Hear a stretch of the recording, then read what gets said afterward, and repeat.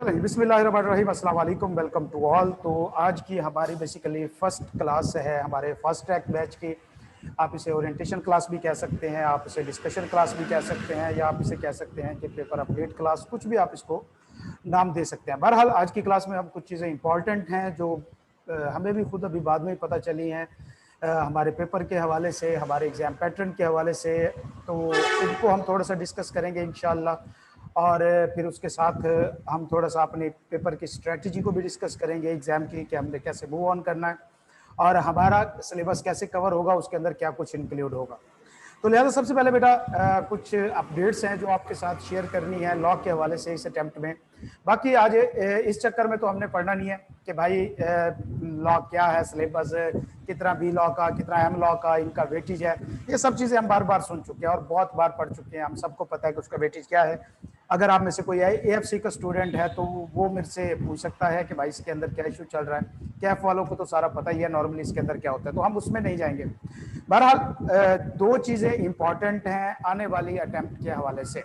पहले नंबर पे मैं उसके ऊपर थोड़ी सी वीडियो जो है ऑलरेडी बना चुका हूँ, कि जो कल परसों जो है मेरे सामने से फेसबुक पे एक प्रेसिडेंट का सेमिनार था, उसकी मेरे सामने से वीडियो गुजरी। तो उसमें वो कह रहे थे जी हम सितंबर या अक्टूबर में सिलेबस अपडेट कर रहे हैं। तो सिलेबस अपडेट करने से मुराद ये है कि जो नई पॉलिसी आ रही है उसको इम्प्लीमेंट करेंगे। बहरहाल पूरी पॉलिसी इम्प्लीमेंट नहीं होगी, किसी हद तक चीज़ें जो है वो चेंज होगी। अब सिलेबस अपडेट में बेटा हमें पता है कि जो मेजर सब्जेक्ट चेंज होने हैं उसमें लॉ और BM शामिल है। तो लिहाजा लॉ जो है वो दो हिस्सों में स्प्लिट हो जाना है, company law and M law.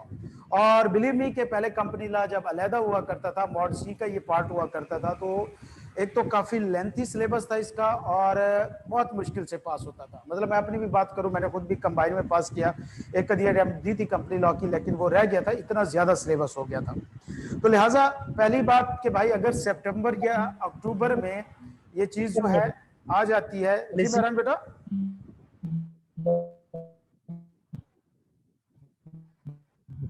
आप कुछ कह रहे हैं बच्चे?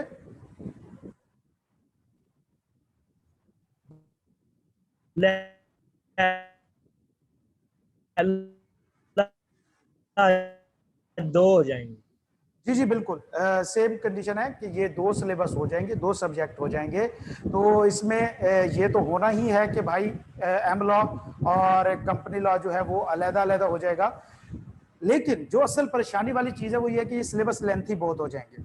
उसके बाद हमने अगर पिछली लास्ट दो अटेम्प्ट का पैटर्न देखें तो छप्पड़ फाड़ रिजल्ट रहा है। मतलब कभी भी ICAP की हिस्ट्री में लॉ का रिजल्ट ऐसा नहीं रहा। 22-23, 22-23, 25%, मैक्सिमम 30 भी कभी कभी टच करता था। तो अभी वो 35-40 पे पहुंच गया है रिजल्ट। तो ये एक काफ़ी अच्छी चीज़ है जो इस सूरत हाल में हमारे साथ चल रही है।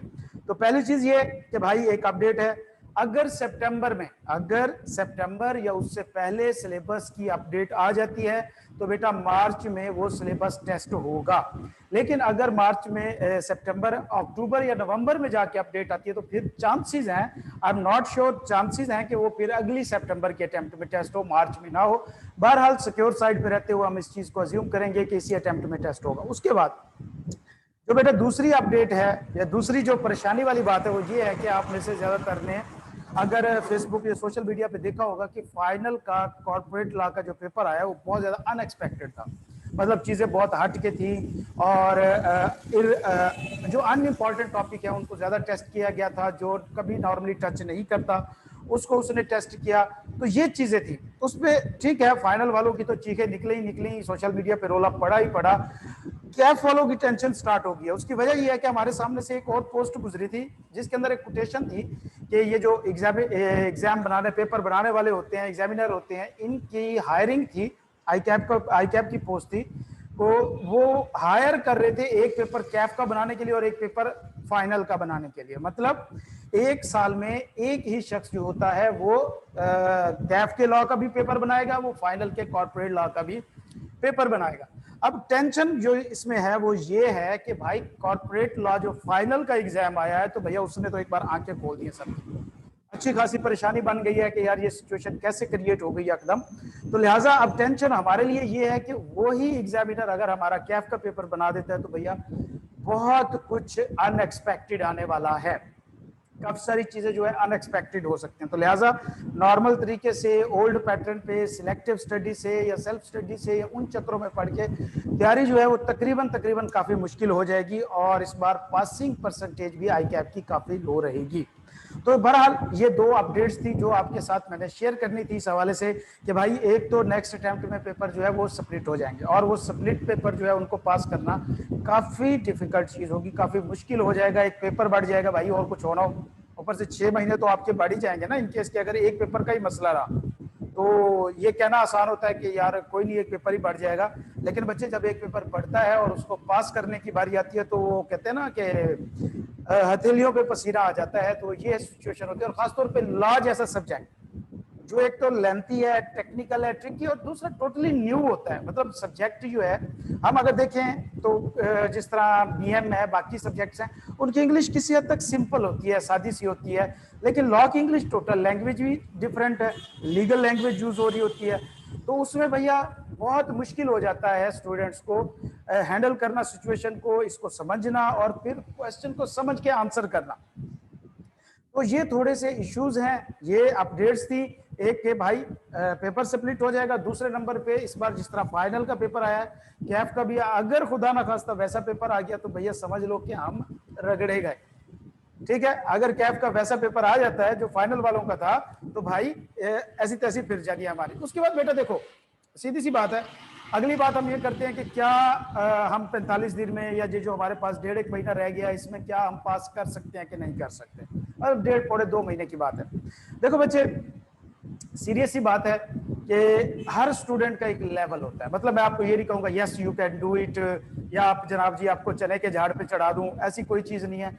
आप खुद ही अपने सबसे बेहतरीन जज होते हैं। ठीक है, आप खुद को खुद ही एनालाइज कर सकते हो कि भाई ये सिचुएशन है, ये हालात है, मेरा इसमें क्या रोल रहेगा। मैं आपको एक पैटर्न प्रोवाइड करूंगा, मैं आपको एक स्कीम प्रोवाइड करूंगा, मैं आपकी टेस्टिंग कर सकता हूं, मैं आपका जो एक्सपोजर है वो डेवलप कर सकता हूं, आपको टेक्निकल वर्डिंग लैंग्वेज उस माहौल में लेके आ सकता हूं जो लॉ की है। लेकिन बच्चे पास तो आप नहीं करना है।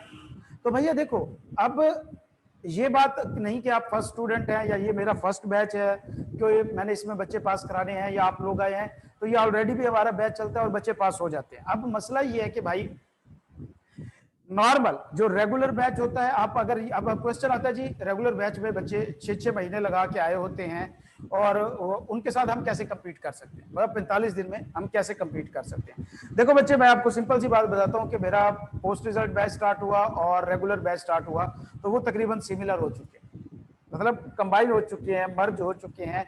उसकी वजह यह है कि जो रेगुलर बैच में स्टूडेंट होता है ना बेटा, वो फर्स्ट टाइम लॉ पढ़ रहा होता है, वो लॉ जो है फर्स्ट टाइम पढ़ रहा होता है, तो उसको उस माहौल में, उस इन्वायरमेंट में, उस लीगल लैंग्वेज में, उस एक जो क्या कहते हैं एक स्ट्रक्चर होता है लॉ का, एक मतलब कि इस तरह का ना उसकी फील्ड में आप घुस जाएं, आपकी नॉर्मल लैंग्वेज में लीगल लैंग्वेज शामिल हो जाए, उसमें लाना बड़ा मसला होता है।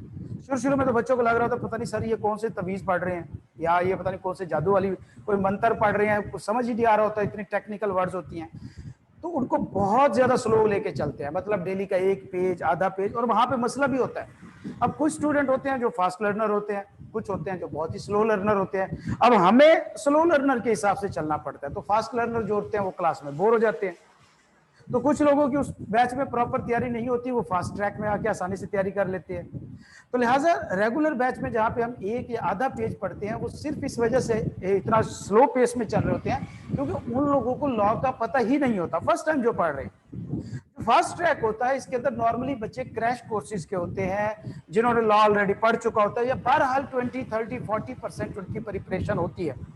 तो इसमें हम एक स्पीड के साथ मेंटेन करते हैं, और जो हमारी पुराने बैचेस हैं उसमें जो हमारी तरतीब रहती है वो ये होती है कि भाई अब मैक्सिमम 30 डेज के अंदर, जो हमारे 30 डेज होते हैं उसमें हम 85% अपना सिलेबस कवर कर लेते हैं। अब कैसे, इसको मैं बता देता हूँ आपको, अपनी स्ट्रेटजी शेयर कर लेते हैं, इसके ऊपर भी थोड़ी सी बात कर लेते हैं। अगर हम बात करें लॉ सिलेबस की तो भैया जी कंपनी लॉ और एम लॉ 50-50 मार्क्स हैं, ठीक है। लेकिन अगर हम इसमें, मैं थोड़ा स्क्रीन शेयर कर लेता हूं आपके साथ, ओके। अगर हम बात करें कंपनी लॉ और M law, C law and M law, दोनों का पोर्शन जो है वो 50-50% है, ठीक है। कोई इसमें बड़ी लंबी चौड़ी बात नहीं है। लेकिन अगर हम इनके पेजेस देखें और इनका वेटेज देखें, जो पढ़ने वाली बात है, तो सी लॉ जो है तकरीबन एम लॉ से 35% कम वेटेज में है, मतलब इसके पेजेस कम है, मटेरियल कम है, जिसको हमने पढ़ना है। ठीक है, उसके बाद अगर हम बात करें सी लॉ के चैप्टर जो है वो 11, 12, 13, 14, 15 एंड 16, ये चैप्टर हैं कंपनी लॉ के। ये चैप्टर 6 चैप्टर जो है कंपनी लॉ के बनते हैं। इसमें से बेटा जो चैप्टर 11, 12 और 16 है, ये तो हमारे बमुश्किल 3 दिन 2 दिन 3 दिन 2 दिन इतना ही लेते हैं। इनका वेटेज भी बहुत कम है और ये छोटे छोटे चैप्टर हैं, बेसिक से हैं, इसके अंदर कोई इतना ज्यादा वेटेज नहीं है। हमारे इसके अंदर जो इंपॉर्टेंट चैप्टर है वो 13, 14 और 15, ये 3 चैप्टर जो है ये हमारा टाइम लेते हैं। इसके ऊपर हम 4 दिन लगाते हैं मैक्सिमम, या ज्यादा से ज्यादा हम 5 दिन पे जाएंगे, नहीं तो 4 दिन में हम ये चैप्टर खत्म कर देंगे। तो लिहाजा अगर हम देखा जाए तो तकरीबन हमें 20 डेज जो लगेंगे, 20 डेज, 18 to 20 डेज हमें हमारे कंपनी लॉ के ऊपर लगेंगे। अब बेटा हमारा कंपनी लॉ खत्म होने के बाद जब हम एम लॉ की बात करते हैं तो इसमें जो चैप्टर 1 है उसका वेटेज है 4 to 6 मार्क्स का।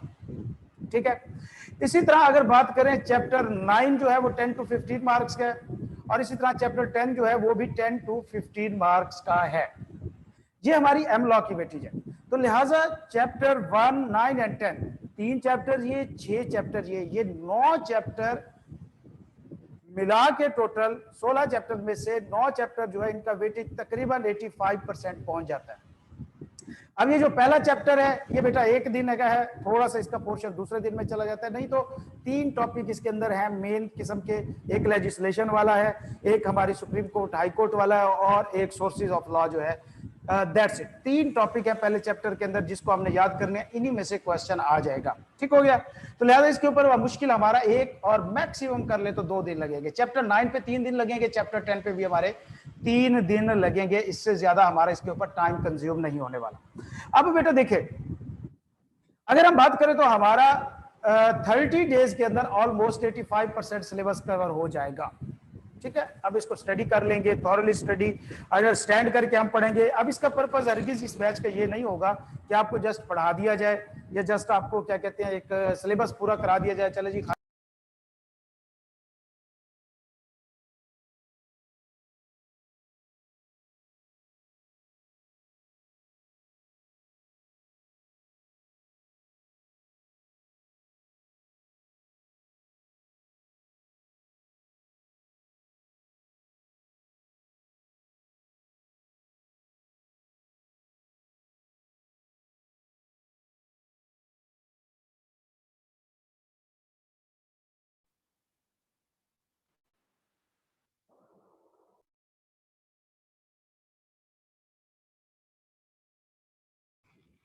हाँ जी, आवाज आ रही है बच्चे? जी सर आ रही है। ओके, तो बेटा देखो, मैं सिंपल सी बात कर रहा था कि इस बैच का हरगिज ये पर्पस नहीं है कि हम सिलेबस कवर करेंगे या हम इसको भागते दौड़ते लेके चलेंगे। हमने इसमें तैयारी करनी है। अब वो हमारी जितने दिन में मर्जी हो। आप मेरे से स्टूडेंट पूछते सर ये कितने दिन चलेगा, नॉर्मली मैं कहता हूँ 30 डेज का, 35 डेज का। नहीं बच्चे, ऐसा नहीं होता। तैयारी करनी होती है तो चाहे ये हमें 60 के 60 दिन ही क्यों ना पढ़ना पड़े, मतलब हमें अपने सैटरडे ऑन करने पड़े, हमें अपने संडे ऑन करने पड़े, आज की डेट से लेके हमें 31 अगस्त तक चाहे पढ़ना पड़े, डेली पढ़ना पड़े, हम पढ़ेंगे। वो हम अपना डिसाइड करते हैं क्लास के ऊपर, स्टूडेंट की स्ट्रेंथ के ऊपर, उस तरह स्टूडेंट की अप्रोच के ऊपर कि स्टूडेंट का लेवल क्या चल रहा है, किस लेवल पे वो पहुंचे हुए हैं, उस हिसाब से कितना स्लो चल रहा है, कितना फास्ट चल रहा है। ओके, तो बेटा हम अपना मैक्सिमम 30 डेज के अंदर 85% सिलेबस कवर करेंगे। अब इसमें हमारी तरतीब क्या होती है, जाहिर बात है साथ में रिवीजन भी करनी है, साथ में टेस्ट भी होने हैं। तो बेटा जैसे ही हमारा कंपनी लॉ खत्म होगा और एम लॉ हमारा स्टार्ट होगा टॉपिक, जैसे ही हम चैप्टर 1 स्टार्ट करेंगे कंपनी लॉ की रिवीजन शुरू हो जाएगी। मतलब क्या होगा, हम 2 दिन एम लॉ का टॉपिक पढ़ेंगे, कोई भी चैप्टर जो इसका चल रहा होगा, एक दिन हमारा पीछे कंपनी लॉ के किसी एक चैप्टर की रिवीजन होगी। रिवीजन कैसी होगी हमारी कि भाई आपने सारा चैप्टर पढ़ के याद करके आना होगा।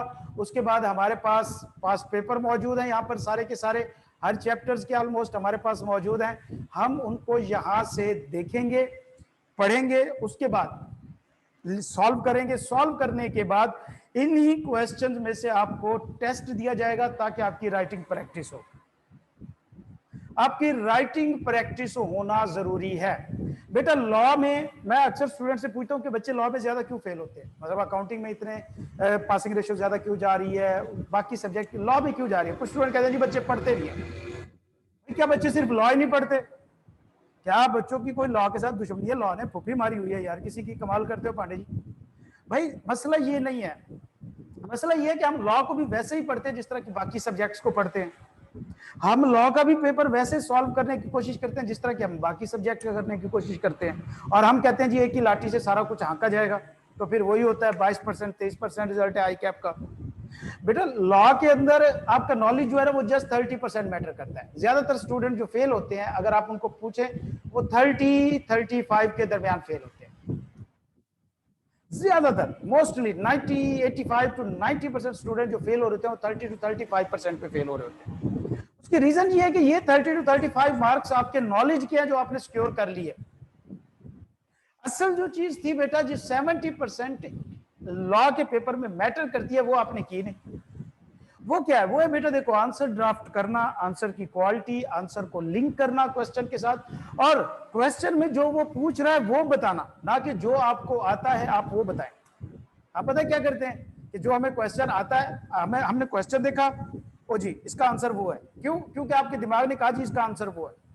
अब आपका दिमाग आपको वो चीज बताएगा जो उसे आती है, वो तो नहीं बताएगा ना जो उसे नहीं आती। वो तो भाई आप उसे पूछोगे, कोई उसको मुश्किल में डालोगे तो ही जाके वो आपके सामने अपने दिल की राज खोलेगा ना भैया, ऐसे तो नहीं होगा ना। दिमाग हमसे भी ज्यादा आलसी है, वो हमें वो चीज बता देता है जो उसे आती है और हम कहते हैं जी वाह वाह कमाल, हमने तो इस बार फटे चौक लिए, पेपर में हमने अन्नी पा दी है और इस बार तो हमें आई कैप जो है वो फेल कर ही नहीं सकता। लेकिन बहरहाल एट द एंड क्या होता है, जब रिजल्ट आता है तो फिर कहते हैं यार पता नहीं हमसे कहाँ पे गलती हो गई, सारा पेपर करके आए थे सर जी, हम तो सारा लिख के आए थे फिर भी फेल हो गए। बच्चे आप वो लिख के आए थे जो आपको आता था, आप वो नहीं लिख के आए थे जो आई कैप का एग्जामिनर आपसे पूछ रहा था। मैं बच्चों से क्लास में जब क्वेश्चन करा रहा होता हूँ तो उनको बता रहा होता हूँ कि हर क्वेश्चन में एक छोटा सा ट्रिक खेल जाता है। वो अगर नॉर्मल हम ऐसे बैठे हैं, हम उस क्वेश्चन को देखें ना, हम ट्रिक पकड़ लेंगे नॉर्मल क्लास में, नॉर्मल इन्वायरमेंट में, लेकिन एग्जाम में वो नहीं पकड़ सकते आप। Exam pressure, exam burden, exam focus और अपना गली चलादा कि भाई आप पूरी तैयारी करके दिया है, पूरा सिलेबस कवर नहीं किया, या हमने सिलेक्टिव स्टडी की है, या हमने पूरी क्लासेस नहीं ली, या हमने टेस्ट नहीं दिए, या पास पेपर कवर नहीं किया, तो भाई कुछ ना कुछ तो हमसे छूट ही गया ना, कुछ ना कुछ तो हमने मिस कर ही दिया होगा ना। तो लिहाजा ये क्वेश्चन पक्की बात है वहां से आया होगा। लिहाजा ये वजूहत होती है बेटा जिसकी वजह से नॉर्मली हमारा लॉ का पेपर फेल हो जाता है। तो भैया पहले नंबर पे हमारा सिलेबस कवर होगा, दूसरे नंबर पे उसकी रिवीजन होगी, और तीसरे नंबर पे हमारी राइटिंग प्रैक्टिस होगी। राइटिंग प्रैक्टिस में क्या आता है कि भैया हम क्वालिटी ऑफ आंसर को इंप्रूव करेंगे। क्वालिटी ऑफ आंसर क्या है? मिसाल के तौर पे अगर वो कोई क्वेश्चन पूछता है बिल्कुल स्ट्रेट, एक कंपनी का नाम दिया और कहता है जी इसके फलानी प्रोविजन जो है मुझे प्रोड्यूस करके दे दो इस सिनेरियो के मुताबिक, वो बिल्कुल स्ट्रेट प्रोविजन है। आपके पास दो ऑप्शन है, पहले नंबर पे भैया एज पर जिस तरह कंपनीज एक्ट में लिखा हुआ है वैसे उसको लिख दे वहां पे, ठीक है, as per companies act 2017 subsidiary companies फला फला जो भी उसकी डेफिनेशन है, हम उसके 2-3 पॉइंट लिख दें, वो हो गया। दूसरा इसका ऑप्शन है कि भाई वो जो कंपनी का नाम यूज कर रहा है बाकायदा उस नाम को यूज करके आप आंसर दें कि ABC will be considered the subsidiary of HBL जो भी है उसकी if it fulfil the following conditions. अब जब आप नाम यूज करेंगे उस क्वेश्चन के अंदर उस कंपनी का जो कि वो क्वेश्चन में यूज कर रहा है आंसर देते वक्त, तो इससे आंसर की क्वालिटी इंप्रूव होती है। तो लिहाजा बच्चे लॉ के पेपर में 70% जो मैटर करता है वो होता है आंसर की ड्राफ्टिंग टेक्निक, एक नंबर, आपके आंसर की प्रेजेंटेशन, दूसरा नंबर, आपका आंसर क्या क्वेश्चन के साथ लॉजिकली लिंक्ड है कि नहीं है, ये जस्ट आपने लिख के और खाना पूरी कर दी है, क्या लॉजिकली लिंक्ड है आपका क्वेश्चन उसके साथ, अगर है तो ये एक आपके आंसर की क्वालिटी को इंप्रूव करेगा, ठीक है। और फिर लास्ट में आती है आपकी जो राइटिंग प्रेजेंटेशन होती है, ये चीजें तो 70% लॉ के पेपर में ये मैटर करता है, ठीक है। तो लिहाजा हमारा नॉर्मली जो फोकस रहेगा इसके ऊपर अपनी राइटिंग प्रैक्टिस, अपना सिलेबस कवर करना, अपने पास्ट पेपर कवर करना, अपने क्या कहते हैं जो आंसर की क्वालिटी को इंप्रूव करना, ड्राफ्टिंग टेक्निक सीखना, ये सारा हमारा मेन फोकस रहेगा हमारे इस पूरे सेशन के दौरान 45 दिन के। ठीक हो गया। इसके अलावा बच्चे अगर हम बात करें हमारा जो पेपर का पैटर्न है उसके अंदर एक चीज आती है क्वेश्चन का पैटर्न, मतलब एमसीक्यूज हैं 13 मार्क्स के, तो उनको कैसे तैयार करना है, वो कहाँ से तैयार करें, कोई बुक या कोई मटेरियल या कोई उस तरह की कोई चीज मौजूद है। तो बच्चे सीधी सी बात है कि पहली बात जो अभी 2 अटेम्प्ट हुई है एमसीक्यूज की, जितना मैंने एनालाइज किया है कि कोई बुक अभी तक उस लेवल की मौजूद नहीं है जिस लेवल पे आई कैप टेस्ट करते हैं, एक चीज। दूसरे नंबर पे पहले जो आई कैप आपसे शॉर्ट क्वेश्चन पूछा करता था, अब वो आपसे एमसीक्यूज पूछ रहा है। तो लिहाजा क्वेश्चन है कि भाई एमसीक्यूज कैसे तैयार करें, क्या जो आई कैप की टेक्स्ट बुक के एंड पे दिए गए हैं वो काफी हैं, हम उन्हीं को कर ले? नहीं बचे, वो तो मतलब भाई कह सकते हैं जल्दबाजी में उन्होंने एक तैयार की बुक और उसके साथ उन्होंने लगा दिए और एक सिंपल सा उन्होंने एक फॉर्मेट या पैटर्न बना के आपको दे दिया कि भाई इसके ऊपर आप कर लो, बुक जो पूरी करनी थी। लेकिन नहीं, हमें बुक इस तरीके से करनी होगी कि हमारे एमसीक्यूज तैयार हो जाए। कोई एमसीक्यूज वाली बुक ऐसी नहीं है, कोई किसी सर की किसी टीचर की कहीं पे किसी भी जगह पे एमसीक्यूज जो है उस लेवल के नहीं है जो आई कैप के पेपर में आपको हेल्प कर सके। तो भैया आपको स्टडी टेक्स्ट ही उसी तरीके से पढ़नी पड़ेगी कि आप एमसीक्यूज भी साथ आपके तैयार हो जाए। हाँ, अगर आप उससे भी ज्यादा स्पेसिफिक होना चाहते हैं तो स्टडी टेक्स्ट के अंदर जितनी एग्जाम्पल्स मौजूद हैं और वो जितने क्वेश्चन मौजूद हैं वो सारे आप कर लें, वो एमसीक्यूज बन सकते हैं। इसके अलावा बाकी किसी बुक वगैरह को हाथ लगाने का कोई ज्यादा फायदा नहीं है, आप अपना टाइम वेस्ट करेंगे। इसके बाद एट द एंड बेटा सबसे लास्ट में हमारी जो डिस्कशन है कि बुक कौन सी यूज की जाए या क्या किया जाए। देखो बच्चे, कोई भी बुक यूज कर सकते हो। पहले नंबर पे 30 या 35 जो हमारे पास ये 1.5 महीना रहता है, इसमें आई कैप की स्टडी टेक्स्ट यूज करना बेवकूफी है। 500-600 पेजेस हैं, उसको पढ़ते पढ़ते पढ़ते पढ़ते आप बेहोश हो जाएंगे, तैयार तो करने का टाइम ही नहीं मिलेगा। लिहाजा अब अगर आप तैयारी करना शुरू कर रहे हैं, आपकी 20%, 25% तैयारी है या 30% तक तैयारी है और आप चाहते हैं जी आप आई कैप की स्टडी टेक्स्ट को पढ़ें और वो भी पूरी तैयार करें, तो भैया ये गलत हरकत है।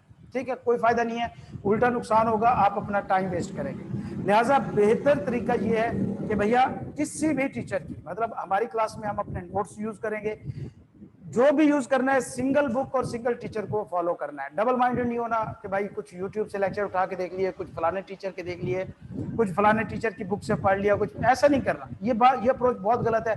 आपका जमीर तो टाइम बीइंग जो होता है वो मुतमईन हो जाता है कि भाई मैं मेहनत कर रहा हूँ, एफर्ट कर रहा हूँ, पढ़ रहा हूँ, लेकिन बहरहाल आप कोई तैयारी नहीं कर रहे होते और इसका उल्टा आपको नुकसान होता है।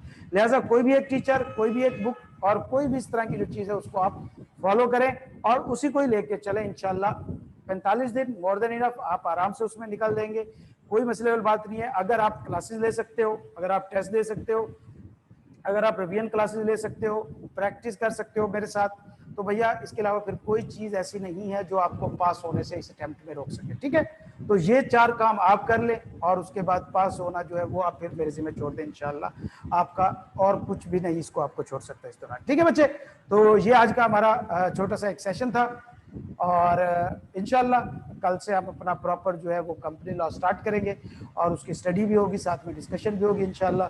तो क्लास अपनी कल भी 1 बजे ही रहेगी यहाँ, उसके बाद हम इसका टाइम जो है वो चेंज करेंगे, लेकिन वो हम मंडे को इंशाल्लाह म्यूचुअल कंसेंट से तमाम बच्चे जो है मिलके जो भी उसका बचता होगा हिसाब किताब, उस हिसाब से तमाम की जो रजामंदी होगी और फ्लेक्सिबल टाइम होगा इंशाल्लाह, हम उसमें जो है वो क्लास को स्टार्ट करेंगे। ठीक है बेटा, तो मिलते हैं इंशाल्लाह कल की क्लास में। अल्लाह ताला आप सबको अपनी ज़ुबान में रखे बेटा।